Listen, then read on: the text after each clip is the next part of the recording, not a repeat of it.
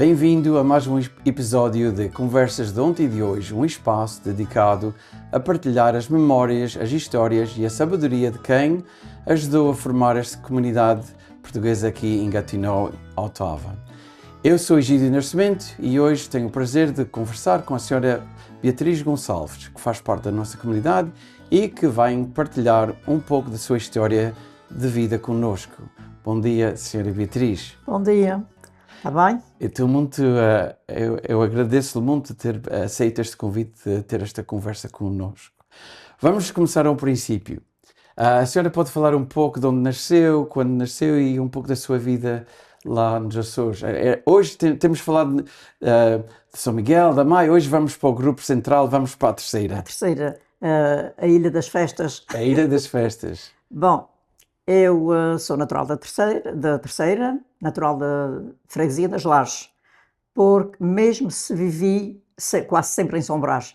Nasci em São Brás e vivi em São Brás, mas São Brás era considerado, era curato. E então devia obediência às Lajes, era regido pela paróquia das Lajes.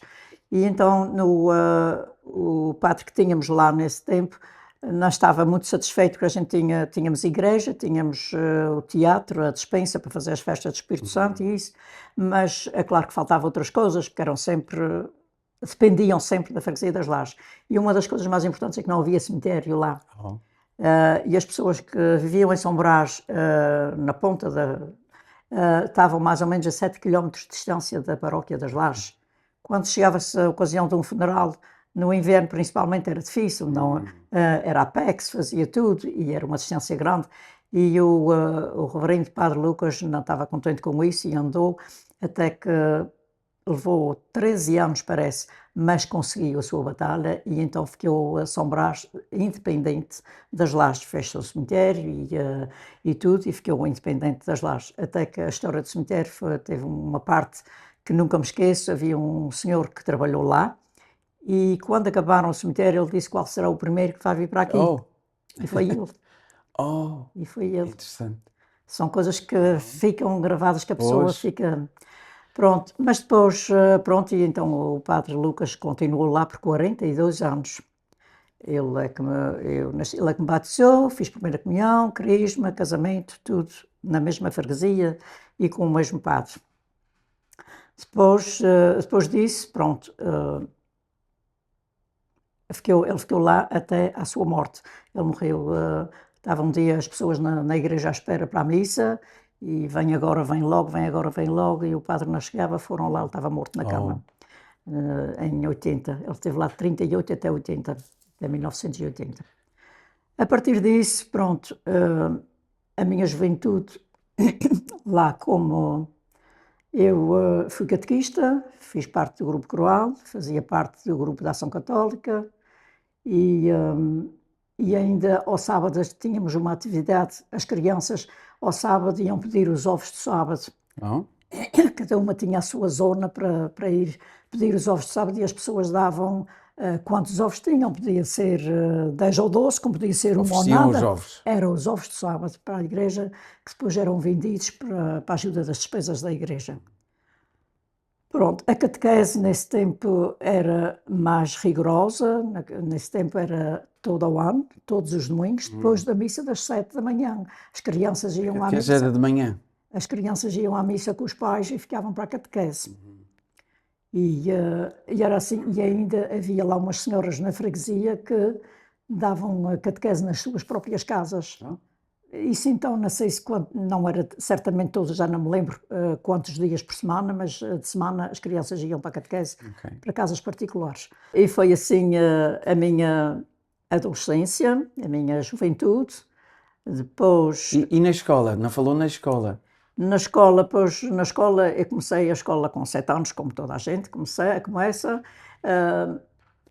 Em casa não tinha ninguém que me ajudasse, os meus pais não sabiam ler, porque naquele tempo havia muita gente assim, porque a necessidade obrigava a começarem a trabalhar cedo e não aprendiam. A minha mãe ainda conhecia as letras, mas não sabia juntá-las.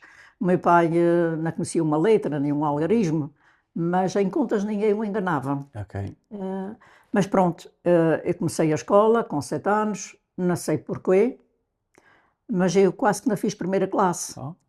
Na primeira classe eu seguia a segunda, na segunda seguia a terceira, na terceira acompanhava a quarta e na quarta classe, ajudava a professora. Oh, então estava a fazer A aquilo corrigir, num instante. a corrigir e a Pois, ditar, porque naquele uau, tempo era ditados, e ela pois. punha-me à frente a ditar, ou um trabalho de primeira ou segunda classe, eu aqui ia. E então isso, talvez isso é que me deu uma coisa, eu tinha um sonho para ser professora. Oh, Tive 4 anos de escola, 4 professoras diferentes, mas as 2 últimas então era uma coisa séria, sempre atrás dos meus pais, porque é pena, porque a Beatriz vocês, porque éramos pobres, sabe, naquele tempo era assim. Hum, é pena a Beatriz que ela dava uma boa professora e é pena ela não ir estudar. Mas a gente gostava, mas a gente não pode, não é possível. E a cada vez que encontrava a minha mãe era sempre a mesma história, sempre, e vocês que é que resolvem, vocês não.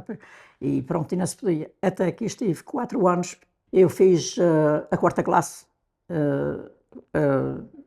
em 1954 e tive até 58 fora da escola, mas sempre ok. com aquilo na ideia que. Sempre na E a cabeça. cada vez que, porque era na mesma freguesia, a professora, quando encontrava a minha mãe, era sempre. E até que em 58, a última vez que ela pediu a minha mãe, viemos para casa, a minha mãe disse assim: Olha, tu vais pedir a teu pai. E eu, vais pedir mais uma vez a teu pai. Eu cheguei a casa, pedi a meu pai para. Ele disse: Ó pequena, eu não quero morrer com esse remorso. A gente vai fazer o possível, vamos fazer mais um sacrifício e vamos a ver. Pronto. E depois minha mãe disse: mas não acabou aqui ainda. Tu tens que pedir a teus irmãos, porque então a professora que me fez a quarta classe, que me botou para a quarta classe, dava aulas externas em casa à noite. Ela era professora de dia e à noite dava. E ela ofereceu, se conseguirem, ela vai para lá em segredo e faço um bocadinho mais barata para ela, e com aquele grande gosto de eu ir para a frente. Avançar. Pronto, fui, depois minha mãe disse, mas era de noite, uma rapariga não andava de noite pelos caminhos sozinha, tens que pedir a teus irmãos para, se eles te vão buscar e levar e buscar. Pedi a meus irmãos, se o problema é esse, está resolvido, não há problema, pronto. E depois tinha quem me ajudasse, e depois pronto, comecei. Quando foi, estava assim em meio ano e coisa, começou-se com. Tinha uma pessoa que me arranjou lugar na cidade, porque tinha que mudar para a cidade. Mas primeiro tinha que fazer exame de admissão, porque eu já tinha estado 4 anos fora da escola. Tinha que fazer exame de admissão ao liceu. E foi por isso que depois fui para a escola, mas teve uma pessoa que se organizou para me arranjar estadia em Angra, porque eu tinha que ficar lá a estudar. Tinha estadia de graça, só tinha que levar qualquer coisa de casa, géneros alimentícios, como batatas, feijão, coisas assim, tinha que cuidar da minha roupa para não dar despesa lá, mas tinha que contribuir um bocadinho e tinha a estadia de graça. Alguém ofereceu-se para me chamar, para escrever para Lisboa, para Coimbra, não sei o quê, porque como era boa estudante e não podia estudar, tinha direito a uma bolsa de estudo. Bom. Mas, não sei porquê, é o destino, porque a nossa vida, eu vejo assim, eu vejo a nossa vida muito simples, a nossa vida tem princípio, meio e fim, e o princípio, no princípio, quando a gente nasce, a gente traz o nosso destino traçado. Eu acredito muito nisso, porque ninguém sabe o fim, aonde, como e quando vai acabar. Pois. E o que é que se vai passar no intervalo. E então, quando tinha para aí os meus 12 anos, havia um rapazinho lá na freguesia que, em qualquer parte que a gente se encontrasse, numa festa ou em qualquer parte, ele não havia mais ninguém. E eu ficava chateada porque ainda queria estudar e a gente tinha na escola um caderno de trabalhos de escola, mas estava escrito Sebenta, e a gente fazia aquelas letras, Sebenta dizia, se és bom estudante não tenhas amor. Oh, E eu tinha aquilo na ideia, disse, eu quero estudar, eu não me quero namorar, eu não quero ter nada, eu quero. E eu ficava com raiva a ele, não gostava, disse, mas este rapaz não vê outra pessoa, sou eu. E nunca, mas a tal coisa que aí este vem, rapaz tinha nome? chamava-se Manuel Gonçalves. Chamava-se Manuel. Eu nem queria... Éramos quase vizinhos, a gente Sim. morava perto e conhecia-se bem e tudo, mas eu ficava ruim porque eu queria estudar e não queria namoros, não queria outra coisa na cabeça. E porque aí vem o destino, porque é que eu nunca aceitei, eu nunca fazia caso, eu até ficava ruim. E quando estava perto, no mês de junho à frente, comecei em outubro na Escola da Noite, em aulas externas, e no mês de junho à frente fomos a uma tourada, foi uma tourada em Mas Mi Pai, Ok. desde o dia céu aos O senhor 12, ainda se lembra da freguesia? na Vila Nova, Ok. Nossa Senhora da Ajuda. E lá estava o Manuel, Sr. Manuel? e outra vez a fazer frente para namoro, e eu só me ri. Já quantos anos tinha Eu tinha 15 anos, 15 anos. e ele tinha 19, 18 para 19. E eu só me ria, não fiz, mas pronto, foi, o rir foi como um sim. No Ele domingo, não largou. Ele não, no domingo à frente, mas depois eu vim para casa e agora? E como é que eu não queria, e agora? E depois, no domingo à frente, ele veio cá ver como os namorados e a bicicleta, dar umas voltas ali para ver se calhar vai dar umas falas, e eu lá vinha falar com ele e ele disse, estou muito contente porque tu aceitaste, blá blá blá, mas ao mesmo tempo estou triste porque estás a estudar para ser professora e naquele tempo uma professora ou um doutor ou uma pessoa rica não podia casar com qualquer pessoa. Tu vais estudar para professora e não podes casar comigo, não vais casar com um pé descalço, porque naquele tempo era assim. Yeah. Mais uma coisa que eu fiquei entre a espada e a parede, e agora o que é que eu vou fazer? E foi ele que venceu. Oh, o amor é que venceu. Aí está o destino, porque é que eu nunca queria aceitar e no fim Era para ser. era para ser. Era para ser. Muito Pois bem. quando fui dizer à professora que estava em vésperas, perto já, porque foi no mês de junho, e eu acho que era em julho que fazia o exame, e eram todos a prometer promessas para passar, e eu quase que prometia promessas para perder. Oh, Porque não queria ficar com a culpa de pois. ter abandonado. Fui a segunda a ter mais valores. Fui a segunda a ter mais valores. E agora eu tinha que... Chegou-se ao mês de agosto, minha mãe disse, Beatriz, isto não era tempo, mas ela sabia que já estava... isto era tempo de falar para chamar, para ir o pedido para Lisboa. Disse à mãe, eu penso que isso vai ficar assim. Ela disse, ora, e esta agora... Tu sabes o que é que merecias. Oh, Não fez nada, mas só disse, tu pois. sabes o que é que merecias, fizeste a gente gastar, e sem poder, e agora dizes isso. Pronto, ficou assim, acabou. Continuei o namoro, namorámos por 5 anos e casámos, Mais 5 anos. e pronto. Mas nesse intervalo, o padre da freguesia, o dito padre Lucas, também era muito interessado, que sabia, conhecia-me, sabia que eu tinha possibilidades de avançar. Sim. E disse, tu agora fizeste teu pai gastar o que não podia, tu agora vais contribuir para repor o que se gastou. O que é que faz? Eu disse, mas o que é que eu vou fazer? Tu podes habilitar crianças que vão entrar para a escola, Oh, crianças que nas férias, para não esquecerem a coisa e tu... E pôs isso no anúncio na igreja e eu tive avançou com alunos, isso.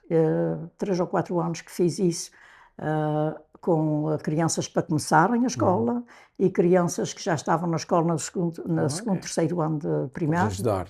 Tenho um que até por fim foi doutor, que ele é padrinho do Almerindo. Oh, uau. E foi ainda a última vez que o Almerindo foi lá, ele falou nisso, ele disse, a tua mãe foi minha professora. Uau, E ele bastante foi doutor. engraçado. Portanto, isto é o destino, para a gente ver o destino, o que é que traz na nossa vida. Até agora, sei o que passei, de hoje para amanhã, ninguém sabe. Vamos voltar então a conhecer o seu Manuel. Casaram-se. Em que ano é que se casaram? Casámos em 1963. Ok, 63. Depois tiveram Em os filhos. 64 nasceu o Almerindo Almerindo, foi e o assim, primeiro. em 6 anos tivemos os 4 Depois filhos. tem 4 filhos. O mais moço tive uma condição que estive às portas da morte. O Oldemir. O Oldemir, yeah. Ele nasceu num dia e no outro dia as minhas cunhadas, desde a Espanha também, a Maria Alice e a Mercedes, foram-me ver e disseram, Beatriz, se a gente te levasse este pequeno. Eu não disse nada, mas cá por dentro, ou seja, desimportada, não me importava saber. Eu estava toda inchada, que eu não podia pegar numa colher para comer. E aquilo lá, naquele tempo, não havia quem metesse a comida na boca, só se a pessoa estivesse paralisada completamente. Eu pegava era no prato, assim, e ao caldo, e uma perna de galinha pegava no osso, comia aquilo que podia, mas era assim. E ao fim de 5 dias, mas eu tive era uma doença de fígado, hepatite, Oh, que é ok. contagioso. E então eu estava era na enfermaria, que aqui eu acho que é equivalente à urgência, e ao fim de 5 dias o doutor mandou-me para casa, porque com aquela doença não era suposto estar ali, tinha que ir para um isolamento. Mandou-me para casa, foi lá o meu cunhado ver-me, que também já faleceu, e disse que estava para ir para casa. Para casa? O que é que tu vais fazer para casa? Eu disse, bom, o senhor doutor mandou-me para casa, o que é que queres que eu faça? Tu não vais para casa, tu não estás em condições de ir para casa. E até falou mal lá, ele disse, como é que agora ele disse até um burro de um doutor que manda uma pessoa nestas condições para casa, uma criança de 7 anos que chega aqui e vê que tu não podes, tu como é que vais para casa tomar conta de 4 filhos? Tu não vais para casa, e disse lá muita coisa, e disse, Manuel, para, porque tu vais para a cadeia, eu vou para casa e tu vais para a cadeia. Ele disse, não, nem tu vais para casa, nem eu vou para a cadeia, eles vão tratar de ti. Uau. E depois chegou o meu irmão, que também já faleceu, e então eles tinham o mesmo doutor pela Caixa de Previdência. Ok. E ele disse, Manuel, queres ir falar com o doutor Oldemir, porque ele mandou a tua irmã para casa, mas ela não está em condições de ir para casa, esta mulher não vai para casa. Queres ir comigo? Ele disse, vou. Foram os dois falar com o doutor Oldemir.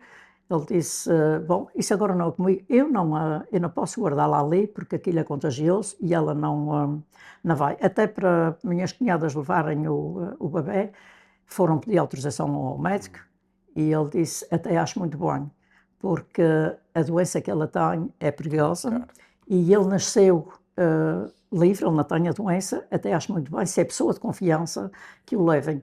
Eu vi o Oldemir ao fim de 7 semanas, eu tomei conta do Oldemir, ele teve 7 semanas fora de casa. Oh, uau. Podiam-me ter trocado, porque eu não sabia quem era.